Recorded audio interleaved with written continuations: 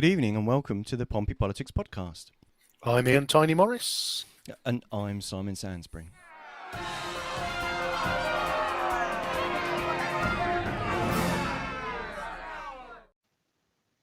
Good evening, chums, and welcome to the Pompey Politics Podcast. We have a packed show for you tonight, and we would focus on the national matters and the by-election, but Labour are so far in front now, they can pretty much give up, can't they? They've pretty much won the next election, so we'll leave that to one side and then focus on the things that really matter to the people of Portsmouth, which is last Tuesday's full council meeting.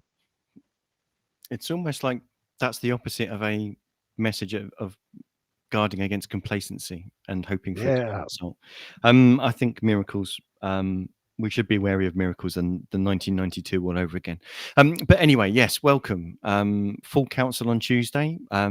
We've listened, we've observed, we've recorded, we've diced, we've opined on the matters that were on the agenda. It was quite a packed agenda.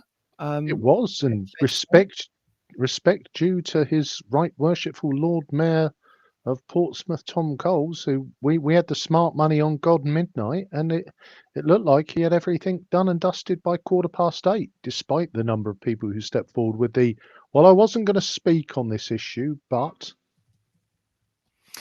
Yeah, we do need to start a bingo thing where we do that. And in fact, actually, the Lord Mayor does at one point say that he's going to start basically a swear jar for such a thing, for people that say that they weren't going to speak and then end up speaking. Who knows how much that would raise for one of the excellent charities that the Lord Mayor supports. You never know. For those of us following along in the chat live on YouTube and Facebook, I've put a link to the agenda, so if you really want to, you can read ahead and see all of the exciting things that are going along. I'll also try, if I can, keep up, and if not, I'll do them later on the website. I'll share the links to each question as they go through the agenda, because so you don't have to go through the 5 hour and 19-minute long thing yourself.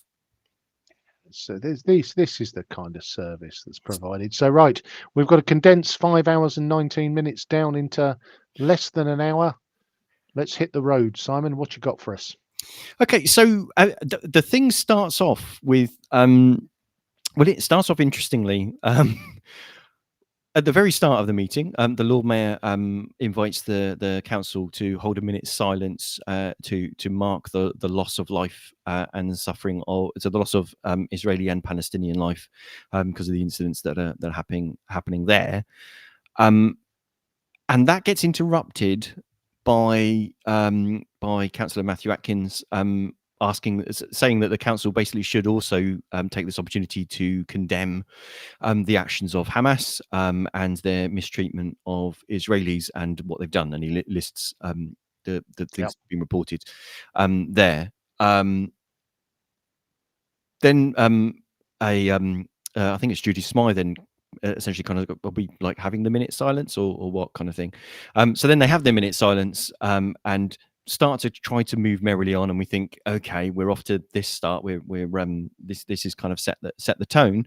There is a mechanism, so just to kind of bring everyone up to speed. Normally, everything that's on the agenda is always planned in advance. It's got to be submitted by a certain amount of time.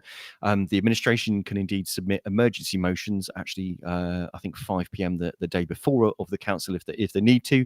But there is also urgent matters that can basically be used to put things onto the agenda live in the meeting, as it were. And Councillor Atkins tries to use that mechanism to get that request put onto the agenda for discussion before the council, but no one seconds it, so it doesn't get discussed. Which, let's be honest, is almost certainly for the best. The machinations, there is this element, and we'll come into it as we get into more detail. Why don't we just all agree on the things that we can agree on, which is that the loss of life in and around Gaza is dreadful. And there is an element of the whole, the thoughts and wisdom of the councillors of Portsmouth in regard to complex Middle East politics going back over hundreds of years is not going to make one iota of difference, but is almost certainly going to lead to opinions being expressed and views being aired and unhelpful angry debate. So hooray for the rest of the councillors who let that one pass by, do a respectful minute silence, move on. As we shall. What's first on your list? So I'm going to try to smooth through these. There's basically some normal run-of-the-mill kind of stuff which we'll kind of skip. The next thing that's worth us noting on the agenda is the appointments, and in that, essentially, the council needs to appoint a new chair for the Housing and Social Care Scrutiny Panel, and it appoints Raymond Dent from PIP. Who's currently the vice chair, to be the chair of that panel, and because he's then been elevated to chair, they then need to select a vice chair, which they select as Darren Sanders. Also, which they accept as Graham Heaney, and then they also need to select a replacement for the Langston Harbour Board, which is Darren Sanders. So my apologies. So yeah, pretty run-of-the-mill sort of thing, but there's just that sort of thing of, hey, the we're approving these people. Shore Power and Zevi update. Now, this report back to the council. So again, although the council gets to the full council gets to say whether or not it approves this report. Essentially, it's saying, hey, isn't it great? There's basically there's an arrangement to invest £26.1 million in bringing shore power to the port to enable basically ferries, cruise liners to plug in when they're in port instead of running their diesel engines and therefore churning out all of that into the atmosphere, which is great for all of those in that part of the city. That's secured as part of a so the 26.1 million is made up partly by 18.5 million pound grant, some 4.6 million prudential borrowing, and 3 million from corporate resource to basically unlock that grant. So essentially, great thing all round. There's some opinions there about that's only really possible to organise because the council actually owns the port, and therefore being in public ownership, that means that we have the ability to make and direct investments like that.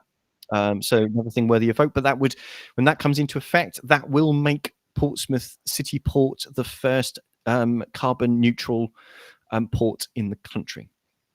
Which is fantastic. Did they give us a date for that? There wasn't a date for that. No. But these things take time. They do. But to get all of those machinations in place and get the money in place to be able to do that, fantastic thing for the hard work of the people at the port, and to be able to kind of take it in that direction. So that's great. So the next thing of note, there were two reports back about Tipner West and Horsea Island East regeneration. One talks about basically about the regeneration itself, and the other one talks about basically the preparatory steps and how they will go about basically seeking design and planning permission. There's a point there that's raised by Councillor Simon Bosher about how in some documentation it says that the number of homes is somewhere around 800, a minimum of 850 to a maximum of 1250, and then in another document it's actually referring to a minimum of 1250. But actually the officers that were there to answer the councillors' questions point out that the reason why they're stipulating that the maximum is 1250 is to prevent a future developer basically coming back to the council and saying, well, actually this is only going to be viable if we actually have 1500 homes instead of 1250. It says this is the maximum. So it sets that, but it also repeats the things that were set in a previous council meeting about ruling out significant land reclamation, that 30% of them need to be affordable homes, that it satisfies the city deal and Natural England and the Environment Agency, and maximises job creation with 58,000 square meters of employment space, and that it minimises impact on the city council finances and public services, and minimises, and to provide biodiversity net gain of 10% minimum. So it's certainly a different plan to some of the ones that were talked out at previous meetings, but it shows that these things are going on behind the scenes and in detail. They need to kind of cook away, if you like, and then come back. Yeah, I mean this one is look, desperately needed by the city. I'm very much on this one. It's that it's a very slow blip, isn't it? You know, to use your stew away arrangement. This one is, you know, it's been decades in the cooking so far, and whilst it sounds positive, I'm not convinced people will be unlocking their front doors there anytime soon. So Yeah, let's hope. it's certainly not an oven-ready deal. No, no, it is not. No, no, no, no. I think it's in the slow cooker, and it's being run from a solar panel. There's nothing wrong with running from solar panels. Stop it. No, no, no, no, no. All good if it works. Right, next one. Yeah, there's some stuff then about the youth justice strategic plan and about the Treasury outturn, which, to be honest, they skip without actually mentioning, so they're essentially approved without any form of discussion. And then we get into item 14, which is the notices of motion, which is the big demand, Notices of usually motion. where everything falls apart. Yes, yeah. I mean, I feel that there should be somebody announcing the notices of motion in the style of a ring announcer. A ring announcer. Yeah, as in like at the Oh, you mean as in yeah, right? yeah, kind of, ladies and gentlemen, it's the notices of motion. Right, let's go with A, because I think these are new. We get all excited in alphanumeric. 14A. So 14A, save rail ticket offices, essentially a motion God. brought forward by the Lib Dems to get the council to agree that we think that getting rid of rail ticket offices is a bad idea, and of the ticket offices in the city and the train stations in the city, basically the nearest one would be in Brighton. So lots of oh, isn't this awful? We should write to them about this. There's a bit of to and fro in about how did this get to be the first item on the agenda, bearing in mind something that I'll speak to in a minute about the Stroke Recovery Service, because that was submitted to the council during the last council meeting, so it should be Councillor Graham Heaney felt that should have been the first item on the agenda. So there was a little bit of a remarking on that. The only other thing was again our councillor Matthew Atkins remarked that he agreed with one of his colleagues that essentially the motion was virtue signalling in a chamber in which there is no virtue, or words to that effect. There's a stinger. To be honest, look, isn't this one of those motions where the government announced closure of ticket offices? There was a consultation period that lasted for 3 weeks, and again, it's something I'm very aware of because often ticket officers, a lot of disability groups have come out against this motion. The motion was originally inaccessible if you were blind or vision impaired, so it has extended out further. So I'm not sure what this is adding in that Portsmouth City Council says, no, we don't want our ticket offices to close. I sit in a very strange space in that I would be quite happy to see the staff redeployed to be more mobile. They're sat behind a desk in a ticket office, they can only provide some support, whereas if they are fully trained and mobile, they can provide not only ticket services but others. But I seem to be a minority of one on this, so I'm sure we all wholeheartedly agreed that it was a good thing, and yes, everybody waved it through. It was indeed carried. Although there's lots of to and fro in on whether people agree completely or indeed agree about the motives of the motion, or indeed the timing of the motion, or indeed the ordering of the motion paper, basically it passed. The next item was so 14B was about opt-out HIV testing. So this is about the council wanting to support the ability for testing of HIV because of the impact that can have in helping people get the right medication that they need. It's not the sort of medical environment that it would have been 20, 30 years ago, and indeed with the aim of bringing actually transmissions down to zero, and indeed they are decreasing massively. So there's, again, I've put the links to the discussion and debate there if people want to talk about it. For our purposes of needing to squeeze a 5-hour 20-minute conversation meeting into just under an hour, sadly we can't cover everything in the details. And this one is one of those ones that seems like a no-brainer. Everybody agrees. Yeah, and indeed everybody did. Everybody thought it was a perfectly sound and reasonable idea. Yes, please, let's move on. So the next one that becomes that is the first one where there's a bit of a bit of bring bats no, I don't know. I'm not going to say whiff waff. There's a bit of to and fro on the next one, which is about the Portsmouth Stroke Recovery Service. Now, interested. This is making its comeback, isn't it? Because this was attempted last time and was flung out for constitutional reasons. We'd only just signed off the budget. You were involved in the signing off of the budget. Don't now come rattling your tin saying we call upon the administration to find more money for the thing that we didn't ask for only a few months ago. Well, that wasn't quite the response from anyone in the chamber on this occasion. That is along the lines of a response that comes up in one of the other motions.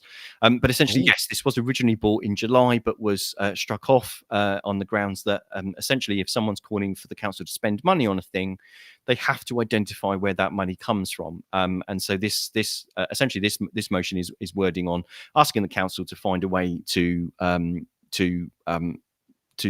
give a more certainty of funding for the stroke recovery service. And to be fair, the councillors kind of speak to the story of it. So rather than me talk about it, let's listen to the clips. Let's kick it. And we'll go from there. Now, a lot of this depends on how the NHS responds to this issue now, but it seems from the reply that we have that the local NHS, the Hampshire and White NHS, see the stroke recovery service provided by the Stroke Association as merely signposting. They quote examples in the letter saying about the number of cases and the fact that people could be referred to other organisations, and therefore it's merely signposting. I think this is a misunderstanding of the nature of the service that is provided. It may be that they don't understand the nature of the service. If so, I think that's unfortunate. It could be seen as a misrepresentation. But there are two documents the NHS has produced in relation to stroke services. But basically what they are arguing is that there needs to be a more integrated approach. It's clear that the development of stroke services throughout Hampshire is varied. We are probably better placed in Portsmouth maybe than other places. I think we have to be aware that the NHS is probably not going to come over the hill like the proverbial 7th Cavalry and save the situation and bring more money to the table. So we have to think about what we might want to do later. I mean, I know funding is up until December 24. I'm a bit surprised it didn't go to the end of the financial year, which was. I was contacted by local residents who were really shocked to find out that the Portsmouth Stroke Recovery Service was coming to an end. This service for many people in Portsmouth is a lifeline. It helps to prevent further strokes from occurring and supports rehabilitating stroke survivors back to everyday life. To describe the service as life-saving is not an exaggeration. It's important to remember that strokes can impact anyone, at any age and at any time, and it's the 4th biggest killer in the UK. Marie Cleaver, who is a local resident, stroke survivor, and the person who started the online petition, is in her early 30s.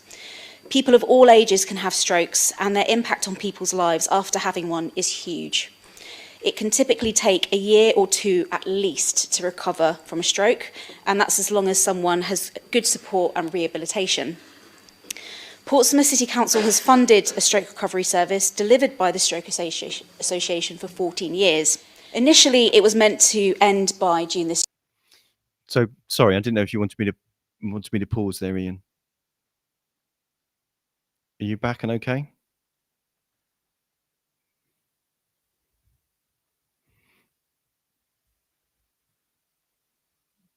I'm going to carry on playing.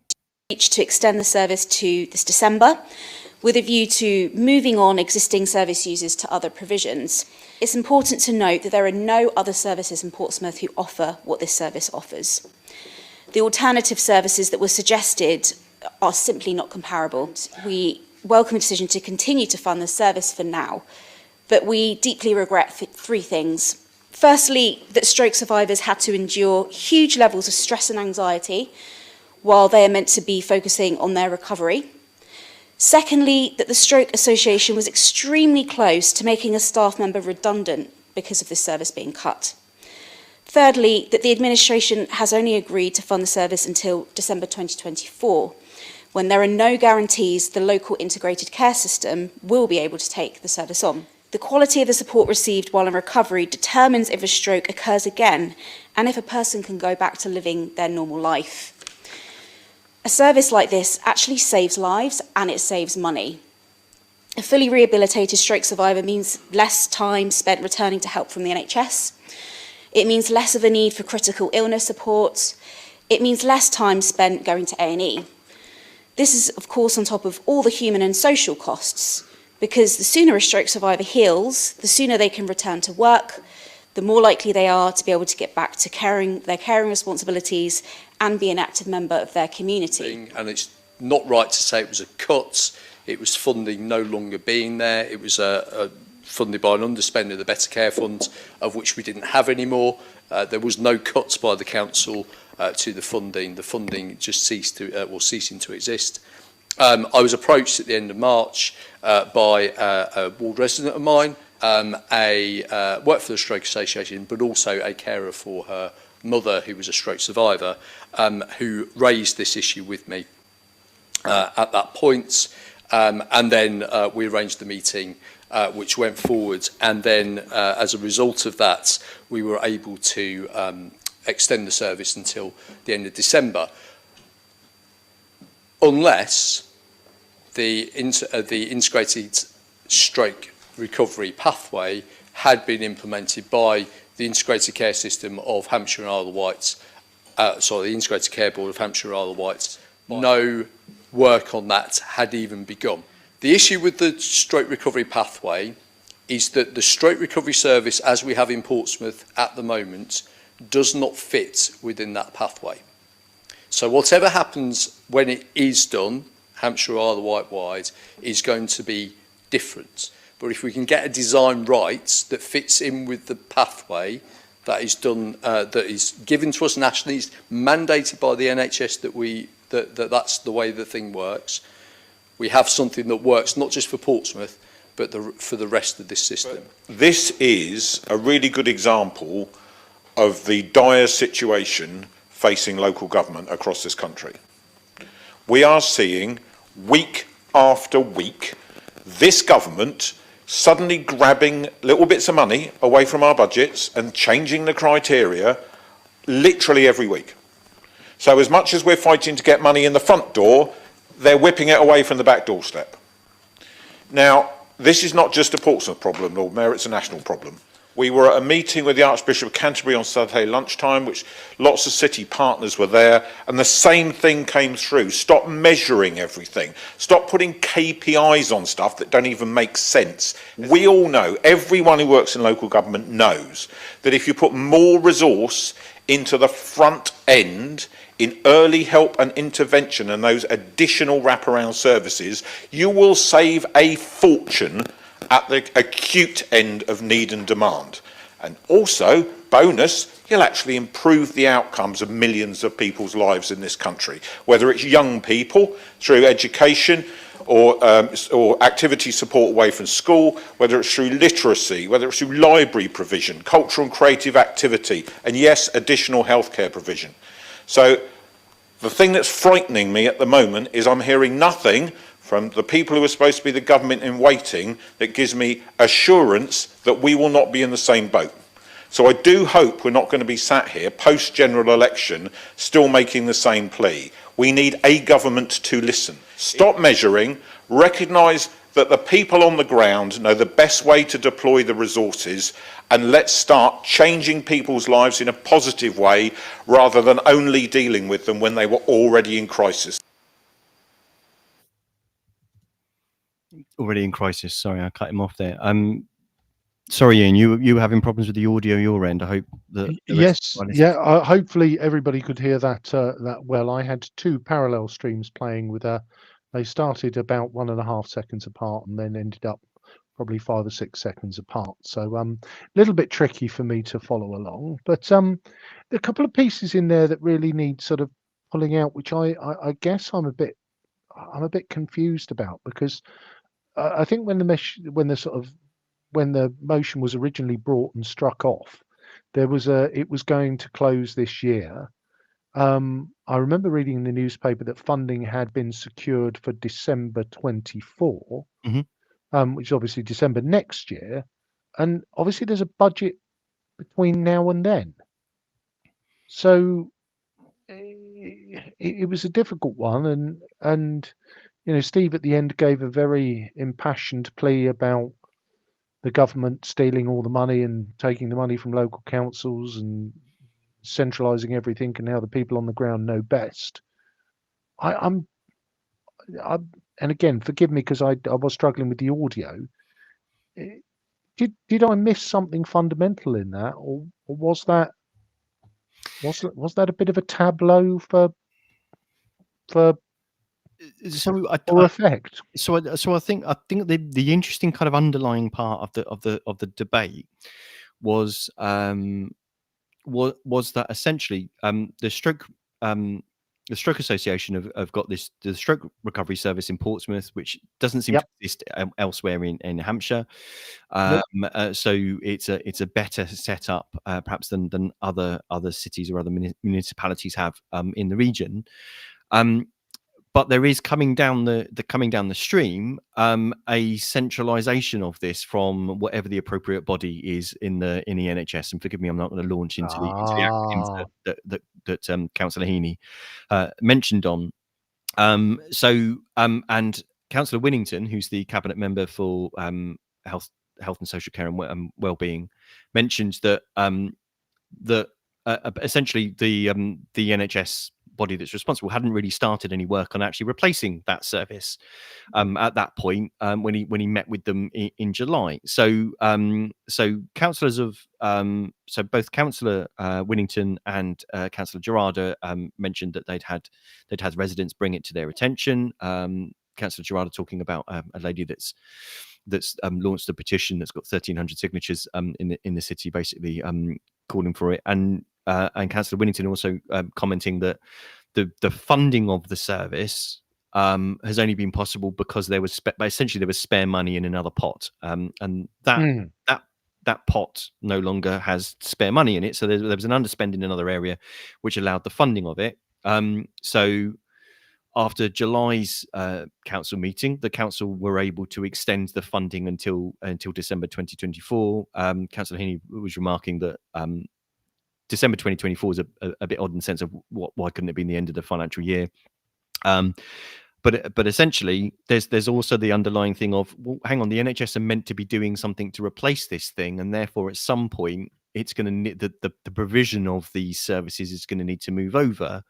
But Councillor Heaney was pointing out that the NHS don't seem to recognise or realise what services this service, what features and support this provides to people, survivors of strokes and their families, and of course the sooner you can support someone with a stroke or the family of someone with a stroke, the better and more stable their recovery can be, and the much better chances are for their involvement in society in general, and much less misery all round.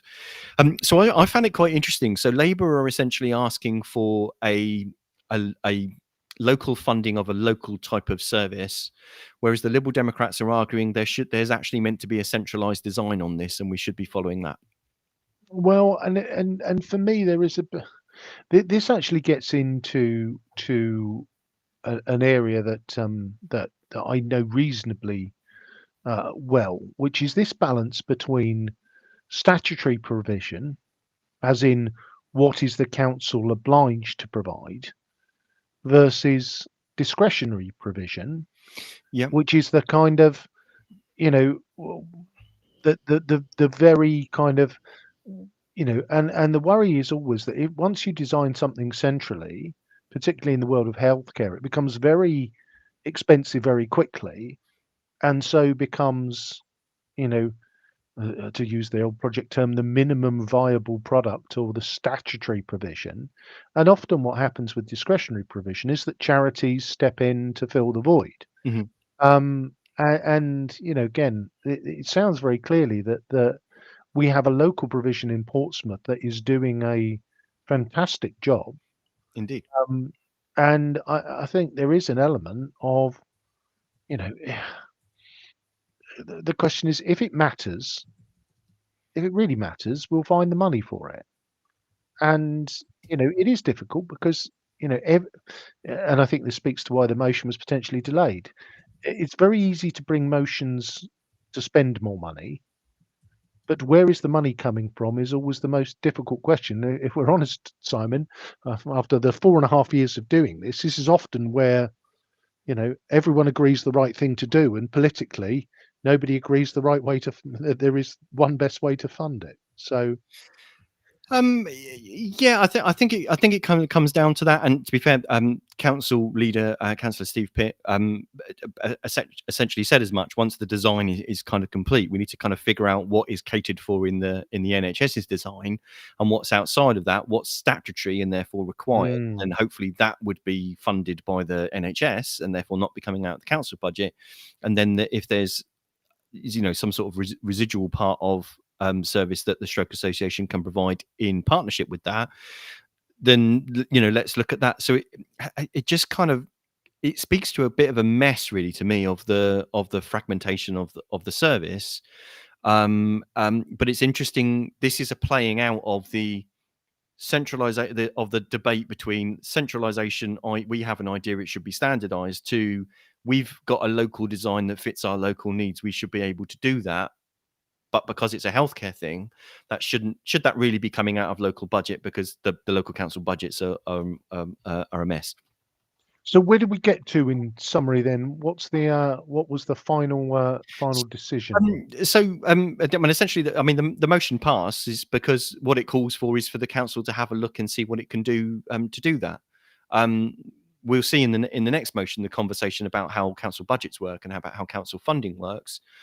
But I think there's no one sitting there saying we absolutely shouldn't, don't want to fund this. What they're saying is money's coming in through the front door, to paraphrase Councillor Steve Pitt, but the government are finding ways to basically pick our pockets at the back, not leaving us kind of money. So there's a certain level of stuff that's statutory, which you know, may or may not be funded, and then there's other stuff, and you know, there's lots of things that you want, but you can't really kind of provide an answer that lasts kind of more than that time period. And he speaks to that in the next motion. So it's probably best we move. Right.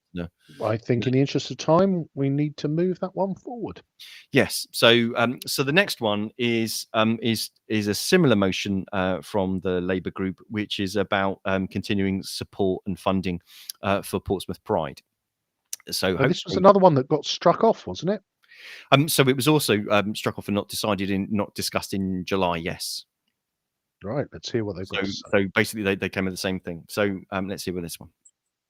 Portsmouth Pride is an important, essential day in the year's calendar to mark a celebration of diversity across Portsmouth and the surrounding area. It has the ability of bringing together people of all ages from all walks of life in a way that few other events are able to. This year alone saw Southsea Common transformed into a sea of colour and creativity, with an estimated 30,000 residents from across Portsmouth and the surrounding area coming together in support of the LGBTQ+ community. Over the years within Portsmouth, it has gone from strength to strength, growing with each successive event, but remaining free and accessible to all. But this wouldn't be possible without the tireless dedication of the Portsmouth Pride trustees and volunteers, who throughout the year ensure that all the hard work is undertaken, from getting sponsors and partners to provide financial contribution to help keep the event free and accessible with no barrier to entry, to developing clear, positive communication throughout the year to make sure that Pride is not just one day in the year. We must not forget, though, that through all the celebrations and joy, Pride is in itself a protest against the inequalities that still affect LGBTQ+ community in our country, from the continued rise in hate crimes against LGBTQ+ people to the attacks on existing rights to live peaceful lives as an LGBTQ+ person, from difficulties in accessing health care of trans people to not being able to feel pride in oneself as a result of this government's delay in bringing about the end of conversion therapy. And it is through this protest that we find ourselves here today, to protest the way in which this administration plays about with the funding of Portsmouth Pride. What has been shown is that it cannot offer support and security to this great community early enough to help the Pride Trust plan effectively each year. It is through this that we are asking for a commitment from the administration to stop its game playing, of delaying in providing to Portsmouth Pride the necessary contributions as a key partner of the event, and offering up the surety that the trustees and volunteers need in order to continue to develop the event further, whilst making sure that it remains free and inclusive to all for years to come. We are asking that the administration looks into including a line in its annual budget to specifically fund Portsmouth Pride, which will indeed offer this security. Finally, we want to take this opportunity of thanking, on behalf of the whole Council, the Portsmouth Pride trustees and volunteers who, without the efforts that go on throughout the year, we would not have an event that acts as a beacon on the south coast of inclusivity, love and diversity. When I was a child, we're going back a bit now, there were no Pride marches, well, not in my neck of the woods. There wasn't anything to be proud of, really, or not so I thought, but I knew nothing. I was a child living in fairly oppressive times between one thing and another. Pride is an opportunity to show our children and young people and our adult population that it's okay to be yourself. If we can save anyone the self-doubt, paralysing fear, the anxiety and self-loathing that many of us had to go through, great. Why would you not? But there is no games playing whatsoever with Portsmouth Pride. They would not think that there is, and it's wrong that it should be represented like that in this chamber. It's important to understand how funding to organisations like Portsmouth Pride is actually put in place through council budget process and through portfolio.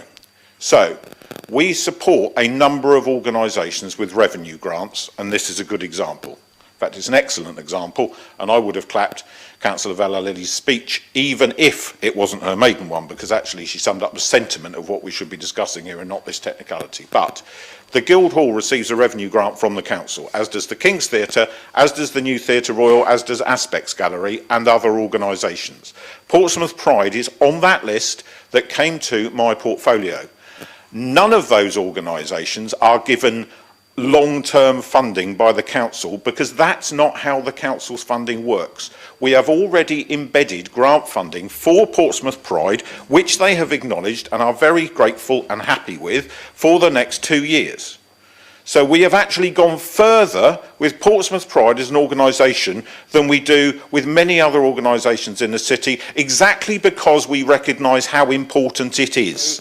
There's no games playing here, and I really do take offence to that, and I'm not saying that in it for grandstanding. I genuinely am offended that people would think that this administration, and me in particular, since this goes through a portfolio, would ever play games with LGBTQ plus issues. I would never dream of doing so. This administration and this council does not play games with those issues, and please, nobody ever say that it does. But I was a bit sideswiped by the game playing accusation. But anyway, what it does do is emphasise the cross-party support for both the event, but more importantly, as has been highlighted, the ongoing protest movement to challenge and improve inclusivity, especially in the light of recent trans culture wars, which are coming from key people in power nationally. The reason I was slightly late today was I went to the opening of an inclusion centre where Year 6 children had written poems about what inclusion meant to them. And I think maybe they should be sending some of those up to people who do have power in government at the moment. And I think that free and unfenced bit is the bit that we all like to emphasise, and there are many, many anecdotes of people who wouldn't have gone to it if it wasn't free and unfenced. Obviously, we want to thank Portsmouth Pride Trust and all the volunteers for putting Portsmouth on the map, really. What was supposed to be a notice of motion that would unite this chamber, and I believe it probably still will, you have actually turned it into a divisive issue with your comments, and I find that We better run through the cast there, I think, Simon. I mean, there are some voices that I picked out. So who was our opener there?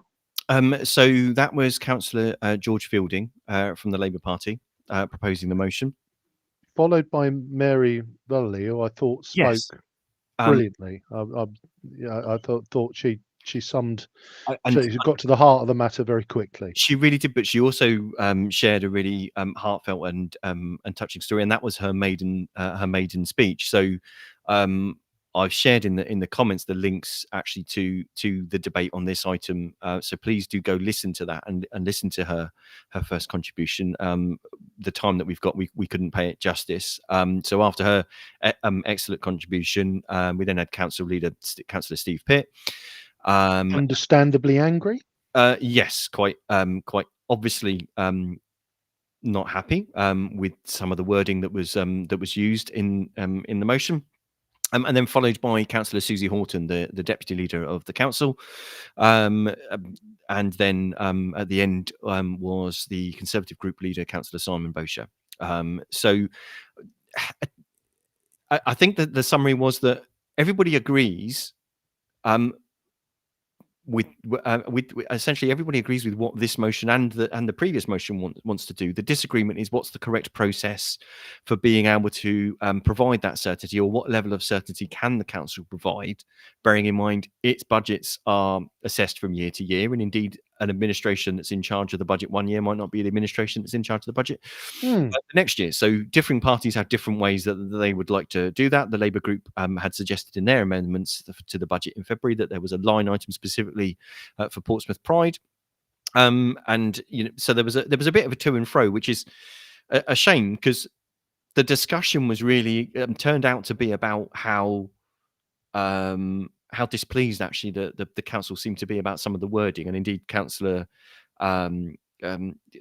Fielding in his summing up pleaded with the council, said, look, don't let my wording detract from the overarching aim of this motion, and kind of bear that into account, kind of thing. So I think fundamentally everybody, at the end of the day, it passed. Everybody agreed with it, but it was another example of we all agree but we disagree on how.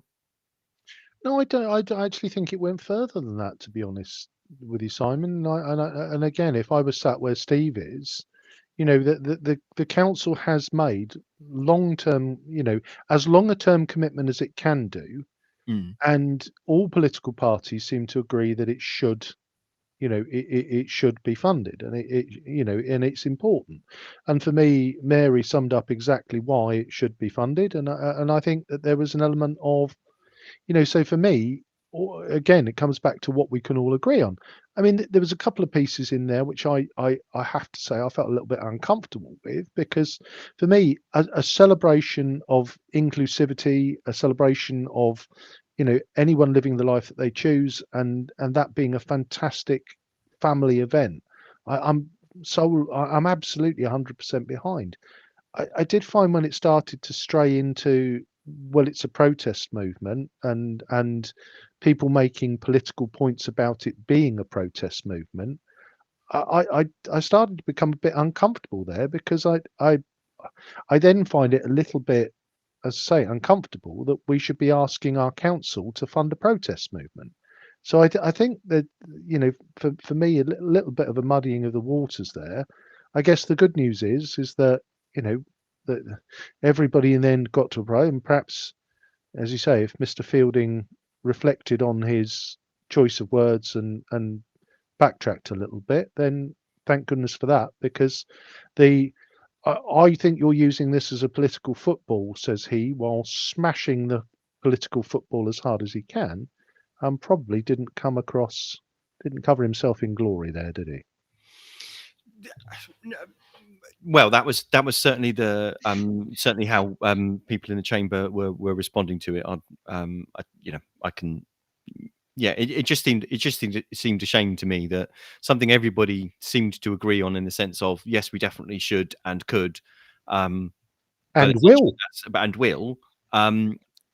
but disagreed on quite the how and what the mechanism was and how that reports into the budget, was then kind of sidetracked by the choice of language and like you say, the kind of type of point scoring, and accusing people of playing games when none were being played. I think I don't know. It's almost like you've got to remember when you're writing a leaflet and when you're writing a motion to council, I guess. They're not the same thing. So let's move on to our third and final big clip. Okay. Right from the beginning of my campaign, I was publicly hounded by a small group of men, insulting me in the street and park whilst I was with my young daughter, posting letters through my door and constantly messaging abusive comments via social media. I was even approached with confidential information about my father that had been sourced by an individual in what I perceived as being an attempt of threat to question my commitment and motive to being a councillor. The turning point was when my now husband defended me and then found himself becoming the victim of such a damaging attack that could have been career-ending. Since my election win, unfortunately the hounding has continued and has had a significant impact on my mental health. There have been times when I have travelled more than 30 minutes out of the area to take my daughter to a park just to avoid bumping into residents. I am passionate about getting more diversity into the council chambers, and therefore for that to happen, things need to change and attitudes need to be addressed to protect the victims of these incidents. We're bringing this really minor amendment because from studying the Debate Not Hate campaign, we feel there is an element that's missing in the motion, and that's around the personal attacks, hurtful commentaries and disrespectful debate that councillors can face, not just externally from the public, but also internally from other councillors too. In the Debate Not Hate publication on the Local Government Association's website, their research finds that politicians have a significant role in shaping public discourse. Their words and actions can have a powerful impact on society. It speaks of the importance of councils utilising a code of conduct to help councillors model best conduct, balance their behaviour, understand the expectations of their role. Indeed, one key recommendation from the research is to prioritise councillor wellbeing by recognising and considering how a council can support councillor wellbeing and address the negative impacts of personal attacks and hurtful commentaries. So I felt the need to bring this minor amendment and just draw attention to these key findings, because member-to-member conduct can also be a source of misery, it can deter people from standing, and it can undermine our democracy as well.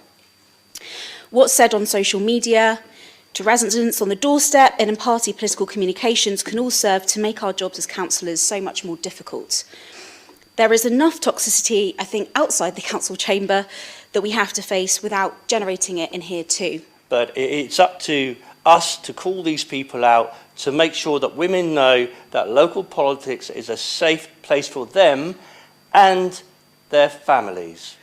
I think we all have a responsibility in the organisations that we are involved with, whether they be voluntary organisations or political parties, to expect anyone who contributes to those places that they have a decent respect for individuals. You can disagree about ideas, you can disagree about policies, you can disagree about decisions, but you don't have to attack the individuals as if they are evil or have done something terrible. They may well have made those decisions for what they think are the right reasons. You might disagree with those reasons. Well, disagree with the reasons, don't disagree with the person.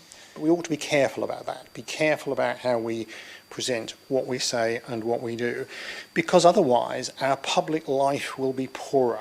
I do echo what's been said. I truly believe, actually, that regardless of which party we all stand for election, we do try to stand for election to make our residents' lives better, which is why we do it. If I asked all my colleagues around the room, including the officers in the chamber, if they had received some kind of threat, whether physical, mental, anything like that, I'm sure that almost every single member would raise their hand and say, yes, they have had something. Whether it's a threat of violence, mental abuse, nasty words, or things even worse, we've all received them. I've heard people of all different parties, officers, speak about it all the time. And how many times has anyone in this chamber been threatened with actual physical violence? I can tick every single one of those things off and more. I wanted to really briefly highlight some of these things, some particularly been aimed at me, and because I am a woman councillor. I've had those barb points on social media like everyone else has. You do have to have a thick skin as a councillor, which I am very lucky to have, so can tend to laugh it off or just brush it off. However, the anonymous threat sent to me via Facebook Messenger last year threatening to rape me on my way home was not one I could personally brush off, but unfortunately was not one the police could follow up, as someone had created a fake profile and disabled it instantly when they sent it to me. So it was near impossible to find out who said it. This and the fact that earlier this year a gentleman went to punch me in the face due to misinformation given to him resulted in my husband deciding to put a rush order in on a Ring doorbell camera for our house, a motion sensor light for our garden, and to ask me to provide my location to him on my mobile phone, something we've never done when coming home late at night. It's caused so much worry to my family, and they are so concerned about some of the stuff we all have to put up with. I've been told personally I need to leave politics to the men, and that a woman's place is in the kitchen and not in a position of power.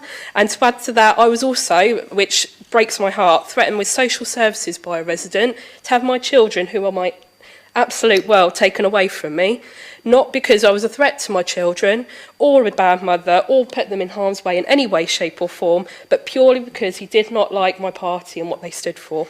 It's stuff that we have to go through as women, sadly. But I think it's also important to make people aware that, sadly, in my case and in other people's cases around this room, abuse has bypassed me and people have been specifically targeting my family. Two of the strongest, most marvellous women in my life were targeted this year. My boss had to get the police involved, and my wonderful, kind mother, the most amazing woman in the world, had malicious and false complaints submitted to the council against her. These were withdrawn within the same day of being made after they were apparently put in as a mistake, but they were so serious she could have faced suspension. I'm thankful to her management at the council for supporting her during this time and after, and making sure it's logged as malicious and false. However, that damage has already been done. My mother is so anxious and worried about going to work and maybe rocking the boat in any way, shape or form. It's caused real damage to her, and I will personally never be able to get the image out of my head after being called in by her colleagues into the library to see my mother falling to the floor, with us all thinking she was having a heart attack, thinking she was about to lose her job over something that was completely untrue. It's not okay. People think it's acceptable to do this to others or to our family members or friends. I don't know what the answer is to this. I'm supportive of this, but sadly, I don't think this is going to make much change until the social media companies actually get a grip on making those sorts of people accountable for what they publish. Well, No. very, very difficult to hear a Indeed. lot of that.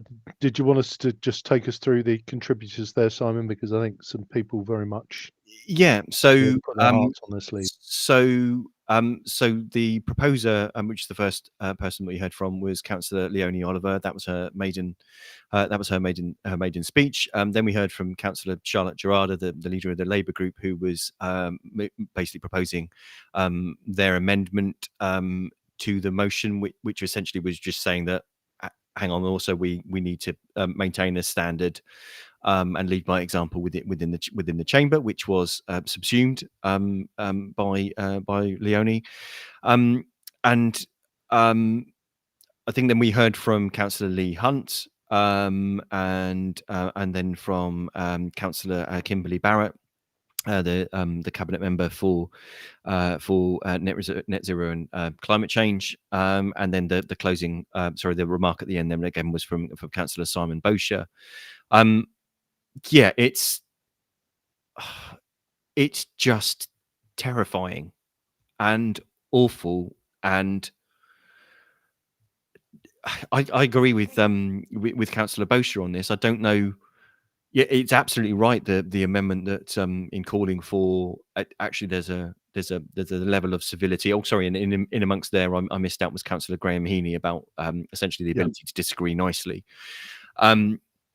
Absolutely right that those things should be there, and that all council members should be holding themselves to account, holding each other to account, but also just the tirade and the viciousness of and that's why I played so much of them, and as disturbing as they are, because we want we want more reflective representation in the council chamber,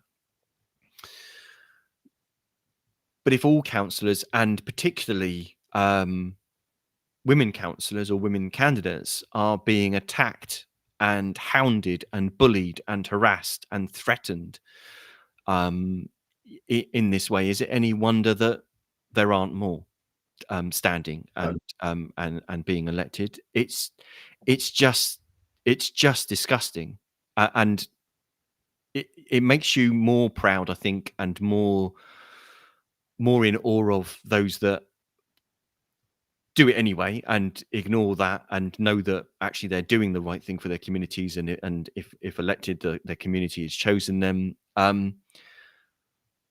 But yeah, Councillor Beauchamp said it. I don't quite know what the answer is. Well, but this has to stop because it's just wrong. And as Councillor Heaney said, it's just making our democracy poorer for it, because and it's just wrong. It's just wrong. It is absolutely fundamentally wrong. And I think Councillor Beauchamp, with the social media entities have to get a grip of this. It's something that they are fundamentally ignoring. There is an element of, I said in a post a while back that, if somebody offered me that deal, I'd snap their arm off. And I copped a 3-day ban for basically threatening to use violence against somebody. So the algorithm picked that up and banned me. But the citing of some of the abuse that these people receive, and even complaining back to the service provider, gets you an automated bot response, which is don't care. I was in Northern Ireland last month, and one of the things that struck me as I was chatting there is that in Northern Ireland, your political belief is a protected characteristic. So again, when I think it was Kimberly was saying that, somebody threatened to report her to social services, not because of anything she had done, but because they didn't agree with the political party she represented. In Northern Ireland, that would be registered as a hate crime. And I do wonder whether we need to move towards that kind of thinking, because there is this demonization of the people that don't wear your colours, and there are a small subset of people who will just spit bile and abuse at a human being just because of the colour of the rosette they choose to wear. And I think it was Graham Heaney, who pointed out that most of the time, almost everyone who goes into local politics does so because they want to make a difference.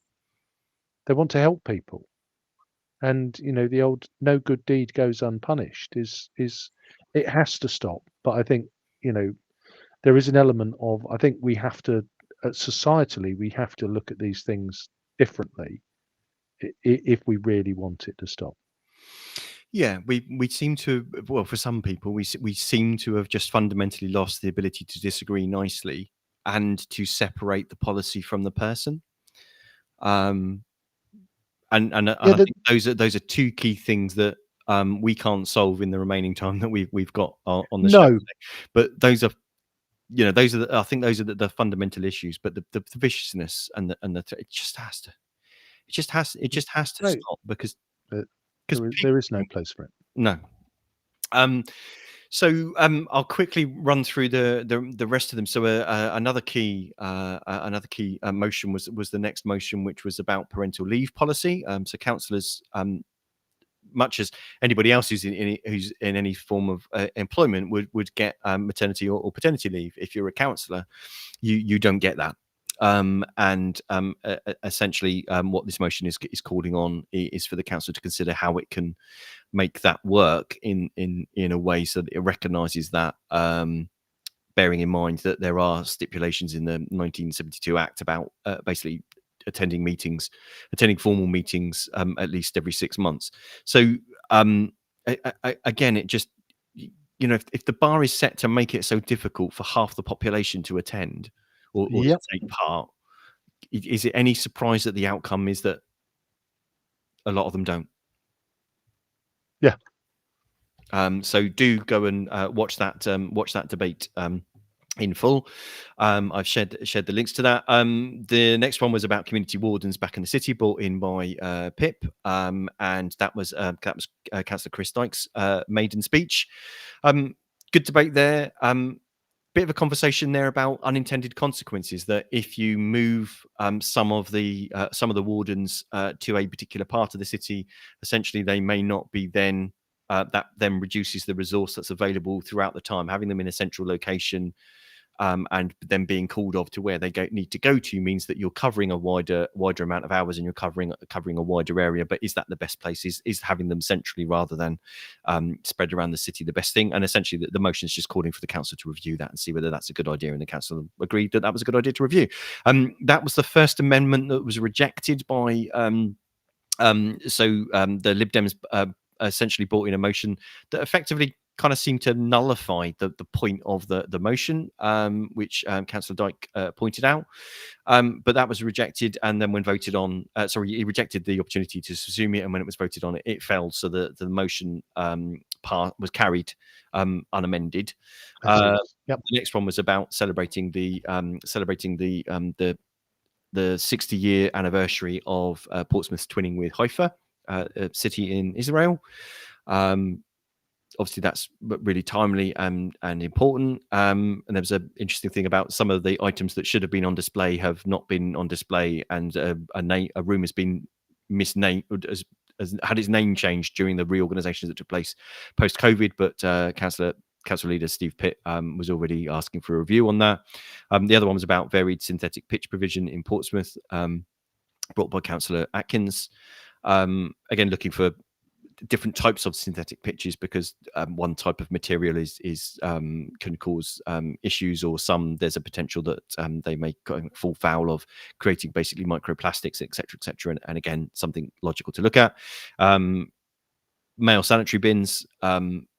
People with all sorts of medical needs will need something to dispose of that sort of criteria, whether that's medical waste. Yep.